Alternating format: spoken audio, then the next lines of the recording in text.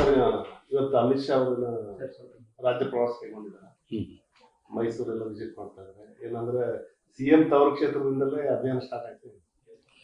Actually ಮಾನ್ಯ ಕೇಂದ್ರ ಸಚಿವರು ಅಮಿತ್ ಶಾ ಅವರು ಮೈಸೂರಿಗೆ ಮೂಲವಾಗಿ ಅಲ್ಲಿ ಸುತ್ತೂರು ಮಠದ ಜಾತ್ರಾ ಕಾರ್ಯಕ್ರಮಕ್ಕೆ ಅವ್ರದ್ದು ಒಂದು ಕಾರ್ಯಕ್ರಮಕ್ಕೆ ನಿಗದಿಯಾಗಿದ್ದಂಥದ್ದು. ಆ ಕಾರ್ಯಕ್ರಮಕ್ಕೆ ಬರ್ತಾ ಇದ್ದಾರೆ ಮತ್ತು ಅದರ ಹಿನ್ನೆಲೆಯಲ್ಲಿ ಮೈಸೂರು ಭಾಗದಲ್ಲಿದ್ದಂಥ ಪ್ರಮುಖರು ಅಲ್ಲಿ ಪ್ರಮುಖರ ಜೊತೆ ಒಂದು ಸಮಾಲೋಚನೆ, ಒಂದು ಸಭೆ ಮಾಡ್ತಾ ಇದ್ದಾರೆ.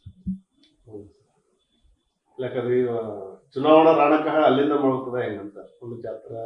ಈ ರಣಕಾಳೆ ಅನ್ನುವಂಥ ಶಬ್ದ ಪ್ರಯೋಗ ನೀವು ಮಾಡ್ತೀರಿ ಮಾಧ್ಯಮದವರು. ರಣಕಾಳೆ ಮತ್ತೊಂದು ಏನಿರೋದು, ಅವರು ಸುತ್ತೂರು ಮಠದ ಕಾರ್ಯಕ್ರಮಕ್ಕೆ ಬರ್ತಾ ಇದ್ದಾರೆ. ಅದ್ರ ಜೊತೆಗೆ ಪಕ್ಷದ ಒಂದಿಷ್ಟು ಮೀಟಿಂಗ್ ಅನ್ನು ತೆಗೆದುಕೊಳ್ತಾ ಇದ್ದಾರೆ. ಅದು ಬಂದಾರ, ನಿನ್ನ ರಾತ್ರಿ ಬಂದಾರ. ಇವತ್ತು ಬೆಳಿಗ್ಗೆ ಎಲ್ಲ ನಮ್ಮ ಕಾರ್ಯಕರ್ತರ ಜೊತೆ ಅಲ್ಲಿ ಪ್ರಮುಖರ ಜೊತೆ ಸಮಾಲೋಚನೆ ಮಾಡಿಕೊಂಡು, ಮತ್ತು ಈಗ ಲೋಕಸಭಾ ಇಲೆಕ್ಷನ್ನು ಹತ್ತಿರ ಬರೋದ್ರಿಂದ ಬಹುಶಃ ಇನ್ನೊಂದು 15 ದಿವಸನೋ 1 ತಿಂಗಳು ಅಷ್ಟರೊಳಗೆ ಇನ್ನು ಇಲೆಕ್ಷನ್ ಕ್ಯಾಲೆಂಡರ್ ಇವೆಂಟ್ಸು ಅನೌನ್ಸ್ ಮಾಡ್ಬೋದು. ಆ ಹಿನ್ನೆಲೆಯಲ್ಲಿ ಚುನಾವಣೆ ಹಿನ್ನೆಲೆಯಲ್ಲಿ ಇಟ್ಕೊಂಡು ಎಲ್ಲ ಕಾರ್ಯಕರ್ತರ ಜೊತೆ ಪ್ರಮುಖರ ಜೊತೆ ಚರ್ಚೆನೂ ಮಾಡ್ತಾರೆ ಡೆಫಿನೆಟ್ಲಿ. ಸರ್, ಈಗ ವಿಧಾನಸಭೆಯಲ್ಲಿ ಏನು ಎಕ್ಸ್ಪೆರಿಮೆಂಟ್ ಆಗಿದ್ವಲ್ಲ, ಆ ಥರದ ಎಕ್ಸ್ಪೆರಿಮೆಂಟ್ ಈ ಬಾರಿ ಲೋಕಸಭೆಯಲ್ಲಿ ಆಗುತ್ತೆ. ಅಲ್ಲ, ಈಗ ಪಕ್ಷ ಯಾವ ರೀತಿ ತೀರ್ಮಾನ ತೆಗೆದುಕೊಳ್ತದೆ ಅದರ ಮೇಲೆ ನಡೆಯುವಂಥದ್ದು. ಈಗಾಗಲೇ ಈಗ ಉತ್ತರ ಭಾರತದ 3 ರಾಜ್ಯಗಳಲ್ಲಿ ಇವತ್ತು ಭಾರತೀಯ ಜನತಾ ಪಾರ್ಟಿ ಜೈಬೇರಿ ಬಾರಿಸಿದ್ದು ನಮಗೆಲ್ಲ ಗುರುತಿರುವಂಥದ್ದು. ಹೀಗಾಗಿ ಈಗ ಲೋಕಸಭಾ ಚುನಾವಣೆಯಲ್ಲಿ ಒಂದು ವಾತಾವರಣ ನಿರ್ಮಾಣ ಆಗಿದೆ ಮತ್ತು ನರೇಂದ್ರ ಮೋದಿಯವರ ನಾಯಕತ್ವ ಮತ್ತು ಅವರು ಮತ್ತೊಮ್ಮೆ ಪ್ರಧಾನಮಂತ್ರಿ ಆಗಬೇಕು ಅನ್ನುವಂಥ ಒಂದು 100 ಕೋಟಿ ಜನರ ಒಂದು ಕನಸೇನಿದೆ, ಅದು ಬಹುಶಃ ಈ ಲೋಕಸಭಾ ಚುನಾವಣೆಯಲ್ಲಿ ನನಗೆ ಅನಿಸೋ ಮಟ್ಟಿಗೆ ಭಾಳ ದೊಡ್ಡ ಪ್ರಮಾಣದಲ್ಲಿ ಇವತ್ತು ಲೋಕಸಭಾ ಚುನಾವಣೆಯಲ್ಲಿ ಭಾರತೀಯ ಜನತಾ ಪಾರ್ಟಿ ಗೆಲುವನ್ನು ಸಾಧನೆ ಮಾಡ್ತದೆ. ಮತ್ತು ಇತ್ತೀಚಿನ ಕೆಲವೊಂದು ಚುನಾವಣಾ ಸಮೀಕ್ಷೆಗಳು ಸಹಿತ ಅದೇ ರೀತಿಯಾದಂಥ ಒಂದು ವಾತಾವರಣ ಇದೆ ಅನ್ನುವಂಥದ್ದನ್ನು ಹೇಳಿದ್ದಾರೆ.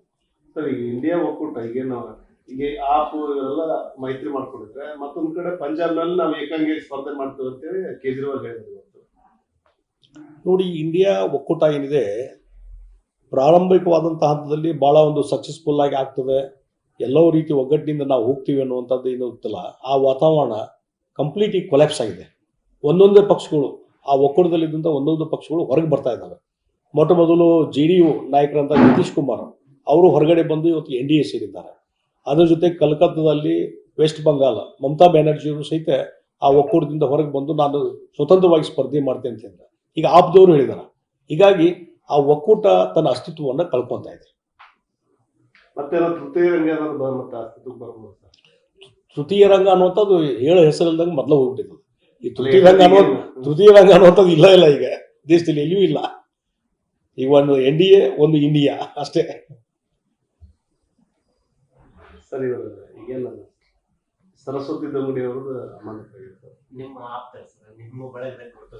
ಇಲ್ಲ, ಅವರು ಮುಂದೆ ನನಗೂ ಹೇಳಿದ್ದಾರೆ, ಒಂದು ಕಾನೂನು ಹೋರಾಟ, ಮುಂದಿನ ಕಾನೂನು ಹೋರಾಟ ಮಾಡ್ತೀವಿ ಅಂತ ಹೇಳಿದ್ದಾರೆ. ಅವರು ಹೋರಾಟ ಮಾಡ್ತಾರೆ.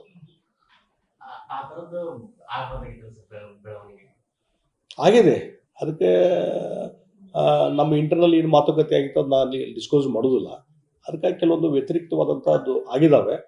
ಅದಕ್ಕೆ ಆ ಹಿನ್ನೆಲೆ ಇಟ್ಕೊಂಡು ಅವರು ಮುಂದೆ ಕಾನೂನು ಹೋರಾಟ ಮಾಡ್ತೀವಿ ಅಂತ ಹೇಳಿದ್ದಾರೆ.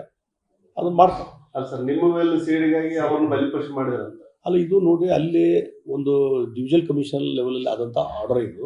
ಅದಕ್ಕಾಗಿ ಅದ್ರ ಬಗ್ಗೆ ನಾನು ಈಗೇನು ಹೆಚ್ಚಿಗೆ ಮಾತಾಡೋದಿಲ್ಲ. ಮಾತಾಡೋ ಟೈಮ್ದಾಗ ಮಾತಾಡ್ತೀನಿ.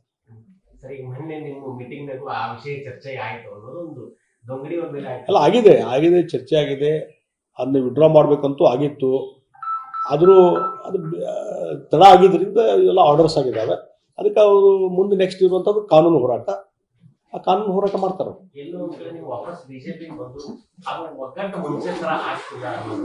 ನೋಡ್ರಿ, ಅದನ್ನ ನನ್ನ ಕೈಯಾಗಿಲ್ಲ. ನಾನು ಒಂದು ಪಕ್ಷದ ಸಂಘಟನೆ ಮಾಡ್ಕೊಂಡು ಬಂದಂಥ ವ್ಯಕ್ತಿ, ಸಂಘಟನೆ ಬೆಳೆಸ್ಕೊಂಡು ಬಂದಂಥ ವ್ಯಕ್ತಿ. ನಾನು ಎಲ್ಲರೂ ಕೂಡ ಜೊತೆ ಹೊಂದಾಣಿಕೆ ಮಾಡ್ಕೊಂಡು ಹೋಗುವಂಥ ವ್ಯಕ್ತಿ. ಮತ್ತು ಬೇರೆಯವ್ರು ಹೊಂದಾಣಿಕೆ ಮಾಡಿದ್ರೆ ನಾ ಏನು ಮಾಡಕ್ಕೆ, ನಾನು ಜವಾಬ್ದಾರಿ ಅಲ್ಲ. ಮೊನ್ನೆ ಪ್ರವಾಸ ಮಾಡಿದ್ರಿ ಇಂದೂರು, ಅಲ್ಲಿ RSS ಪ್ರಮುಖರನ್ನ ಭೇಟಿ ಆಗಿದ್ರು. ಇಲ್ಲ, ಇಂದೂರಿಗೆ ನಾನು ಹೋಗಿದ್ದು ನಮ್ಮ ರಾಜ್ಯಪಾಲರಂತ ತ್ಯಾವರ್ ಚಂದ್ ಅವರು ಏನಿದ್ದಾರೆ, ಗೆಲೋಟ್ ಅವರು, ಅವರ ಮೊಮ್ಮಗನ ಮದುವೆಗೆ ನಾನು ಹೋಗಿದ್ದೆ. ಆ ಸಂದರ್ಭದಲ್ಲಿ ಅಲ್ಲಿ ಸಂಘದ ಹಿರಿಯರು ಬಂದಿರ್ತಾರೆ. ಆಗ ಇದಕ್ಕೆ ಇವನ್ ಸಂಘದ ಮೋಹನ್ ಭಾಗವತಜಿಯವರು ಹಿರಿಯರು ಅವರು ಬಂದಿದ್ರು. ಅಟೆಂಡ್ ಆಗಿ ಹೋದ್ರು. ಅವ್ರಿಗೆ ನಮಗೇನು ಸಂಪರ್ಕ ಆಗಿಲ್ಲ ಆ ಕಾರ್ಯಕ್ರಮದಲ್ಲಿ. ಅವರು ಬಂದಿದ್ರು, ಬಂದು ಆಶೀರ್ವಾದ ಮಾಡಿ ಅವ್ರು ಹೋದರು. ಮೊದಲೇ ಬೇಗನೆ ಬಂದು ಆಮೇಲೆ ನಾವು ಬಸವರಾಜ್ ಹೊರಟ್ಟಿ ಇದ್ರು, ಸಭಾಪತಿ ಅಶೋಕ್ ಅವರಿದ್ದರು, ಅಶ್ವಥ್ ನಾರಾಯಣ್ ಇದ್ದರು, ನಾವೆಲ್ಲ ಶಂಕರ್ ಪಾಟೀಲ್ ಇದ್ದರು. ಎಲ್ಲರೂ ಕೂಡಿ ನಾವು ಒಂದು ಕಡೆ ಇದ್ವಿ ಮತ್ತು ಅಲ್ಲಿ ಮ್ಯಾರೇಜ್ ಅಟೆಂಡ್ ಮಾಡಿ ನಾವು ಬಂದ್ವಿ. ಸರ್, ಶೆಟ್ಟರ್ ಗೃಹ ವಾಪಸಿಗೆ ಸಾಕಷ್ಟು ರಾಜಕೀಯ ಚರ್ಚೆಗಳಾಗ್ತಾವು. ಶೆಟ್ಟರ್ ಸುಖ ಸುಮ್ಮನೆ ಬಂದಿಲ್ಲ, ಏನೋ ಒಂದು ಅಜೆಂಡಾ ಇದೆ ಶೆಟ್ಟರ್ ಅಂತ. ನಂದು ಯಾವುದೂ ಅಜೆಂಡಾ ಇಲ್ಲ. ಒಂದು ಹಿರಿಯರು, ವರಿಷ್ಠರು ನಿಮಗೆ ಗೌರವ ಕೊಡ್ತೀವಿ, ನೀವು ಬನ್ನಿ ವಾಪಸ್ ಅಂತ ಹೇಳಿದರು. ರಾಜ್ಯದಲ್ಲಿ ಒತ್ತಡ ಇತ್ತು. ಆ ಹಿನ್ನೆಲೆಯಲ್ಲಿ ನಾನು ವರಿಷ್ಠರಿಗೆ ಭೇಟಿಯಾಗಿ ಮತ್ತು ಅವರು ನಿಮಗೇನು ಸ್ಥಾನಮಾನ ಗೌರವ ಏನು ಸಿಗಬೇಕು, ರೆಸ್ಪೆಕ್ಟು ಅದು ಕೊಡ್ತೀವಿ ಅಂತ ಹೇಳಿದ ಮೇಲೆ ನಾನು ಬಂದಿದ್ದೆ.